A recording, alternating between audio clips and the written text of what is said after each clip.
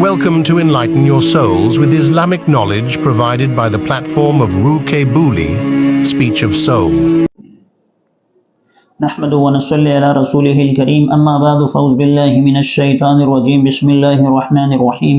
وعن أبي هريرة رضي الله تعالى عنه قال قال رسول الله صلى الله عليه وسلم من صام رمضان إيمانا واحتسابا غفر له ما تقدم من ذنبه ومن قام رمضان إيمانا واحتسابا غفر له ما تقدم من ذنبه ومن قام ليلة القدر ایمانا و احتسابا غفر له ما تقدم من ذنبه صدق اللہ العلی العظیم۔ حضرت ابو ہریرہ رضی اللہ تعالیٰ سے روایت ہے کہ نبی کریم صلی اللہ علیہ وسلم نے فرمایا، جس شخص نے ایمان کے ساتھ یعنی شریعت کو سچ جانتے ہوئے اور فرضیت رمضان کا اعتقاد رکھتے ہوئے اور طلب ثواب کی خاطر یعنی کسی خوف یا ریا کے طور پر نہیں بلکہ خالصتاً اللہ کے لیے رمضان کا روزہ رکھا تو اس کے وہ گناہ بخش دیے جائیں گے جو اس نے پہلے کیے تھے۔ نے جو شخص ایمان کے ساتھ اور طلب ثواب کی خاطر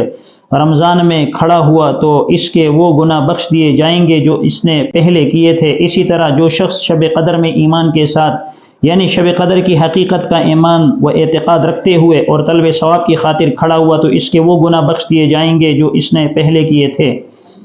صحیح بخاری میں حضرت ابو ہریرہ رضی اللہ عنہ سے جو یہ روایت مروی ہے، اس میں رسول اللہ صلی اللہ علیہ وسلم نے رمضان کی فضیلت اور رمضان کی اہمیت کا تذکرہ کرتے ہوئے فرمایا کہ جو شخص بھی ثواب سمجھ کر اور اللہ تبارک و تعالیٰ کی رضا اور اللہ تبارک و تعالیٰ کی خوشنودی کے لیے وہ روزہ رکھے گا تو اللہ تبارک و تعالیٰ اس کے سارے گناہوں کو معاف فرما دے گا۔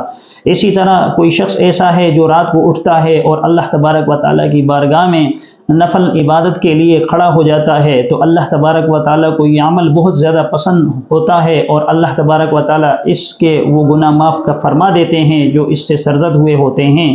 یعنی اللہ کو رات کو جو کھڑا ہونا ہے نماز کے اندر، یہ بھی اللہ تبارک و تعالیٰ کو بہت زیادہ محبوب ہے، یہ عمل اللہ تبارک و تعالیٰ کو بہت زیادہ پسند ہوتا ہے۔ اس لیے کوشش ہو کہ رمضان کے اندر جب سحری کے لیے اٹھا جائے تو اس میں اللہ تبارک و تعالیٰ کی بارگاہ میں انسان کھڑا ہو اور 6 رکعتیں 8 رکعتیں یا جتنا ممکن ہو سکے وہ اللہ تبارک و تعالیٰ کی عبادت کرے۔ اس سے اللہ تبارک و تعالیٰ کی رضا بھی حاصل ہوتی ہے اور مغفرت کے دروازے بھی اللہ پاک کھول دیتے ہیں۔ اسی طرح رسول اللہ صلی اللہ علیہ وسلم نے فرمایا کہ شب قدر کے اندر اگر کوئی شخص عبادت کرتا ہے تو اس سے بھی اللہ تبارک و تعالیٰ انسان کے گناہوں کو معاف فرما دیتے ہیں اور اللہ تبارک و تعالیٰ اس کے ساتھ رحم و کرم کا معاملہ کرتے ہوئے